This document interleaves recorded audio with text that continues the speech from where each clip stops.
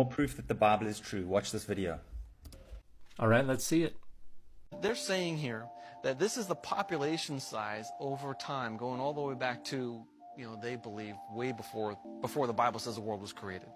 But essentially, there's about 1 million people alive across the world for tens of thousands of years, and all of a sudden, somebody invents farming. So if you look closely at this chart, you will see they're pointing to around 600 or 700 BCE as the point at which farming was invented. And that is pure and utter nonsense. They're just looking at the first little jump in the population size and guessing that that must be where anthropologists put the invention of farming. That's the axial age, and I would assume that that little jump in population has more to do with a sharp increase in documentation about population size rather than the invention of farming, which is placed traditionally by anthropologists at the very beginning of this chart around 10,000 BCE. But even that framework is not as widely accepted these days. Farming was probably something that was started on a smaller scale and existed seasonally or periodically and didn't take over until probably around 3,000 or 4,000 BCE. So it's a lot more complex than just one day no farming, the next day farming. That's a rather binary assumption that isn't accepted by most anthropologists these days, according to my understanding. So already this presenter is misrepresenting and betraying a baffling ignorance of the data. And that means that extra population can be handled because there's more food. And on all of a sudden, the population does that, and we have 7 billion people today. And how come the people with the same genes back here, who were just as smart as people here, they didn't think of planting something in the ground and harvesting it the next year?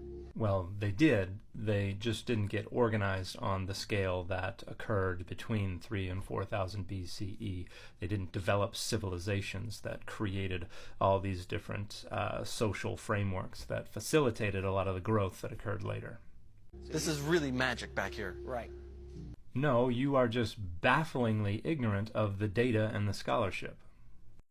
Taking that thought, I applied that to a biblical idea where this is the flood, this is today. And starting from those 6 people, all you have to do is double the number of people every 156 years. And you arrive at 7 billion people after 4,500 years. So this is a great illustration of kind of the standard apologetic approach of imagining the scenarios and the data that we need in order to get us from point A to point B. We don't care what the data are. We don't care what the scholarship says. In fact, it is critical for the apologetic endeavor that people don't know the data or the scholarship, because we just need to get from point A to point B, and we just need whatever scenarios or data we're fabricating to sound possible. As long as it's not impossible, the people who don't know the data, who don't know the scholarship, are going to latch onto it because it will make them feel validated in their dogmatism. If you knew the data, if you knew the scholarship, you would know how bafflingly ignorant this is, because we have been counting population size for the last couple centuries based on national census data. It's not perfect. It's been getting more robust and more careful every single year. But we can go back 156 years. And you know what? We didn't have 4 billion people on the planet. We had about 1.5 billion people on the planet. We only had 1/5 of the population that we have now. So we can see that population growth changing over time. In fact, here's a handy chart. Here we can see in the green the world population. We can see in the pink the growth rate of the world population. And the majority of this chart is actually based on data that were gathered in those time periods from census data. Now there's still estimation, there's still projection going on, and you can look at a variety of different studies and you can see that they arrive at different numbers. However, there's not a huge deviation from what is represented here. We can look at the growth rate. We can see it climbing steadily until the early 20th century, at which point it starts to spike. And we can account for that. This is better public sanitation. This is cleaner water. This is better access to public health care. This is more money because of the Industrial Revolution. This is the development of vaccines. This spikes in the early to mid 1960s and then begins to fall off again. So we can account for the size of the population going back a couple of centuries, and it does not fit the model that this presenter has fabricated at all.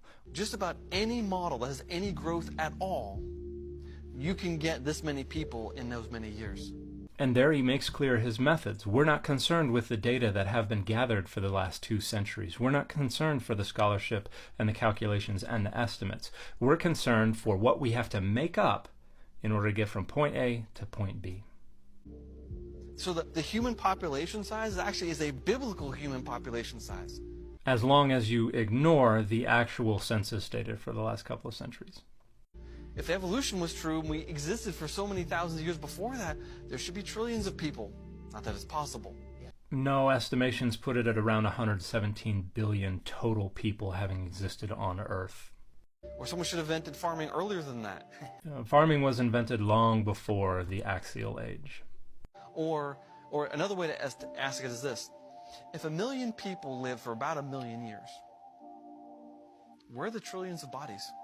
In normal soil, a human body, buried unprotected, is going to entirely decompose. No bones, no nothing, in a matter of a few decades. In drier soil, it might take longer. If there are preservation techniques applied to the corpse, it can take even longer. In soil that is more acidic or more alkaline, it's going to take even less time. And the majority of people who have lived on this planet live in regions where the soil is more acidic or more alkaline. So this is just bafflingly uninformed. That's a really good question. It really is not. They don't exist. There's no bones down there. Yeah, there are some ancient bones we found, great, but those are post-flood people. Right. There should be millions upon millions of cemeteries, old villages, and remains of people, and we don't find them. I believe it's because they didn't exist.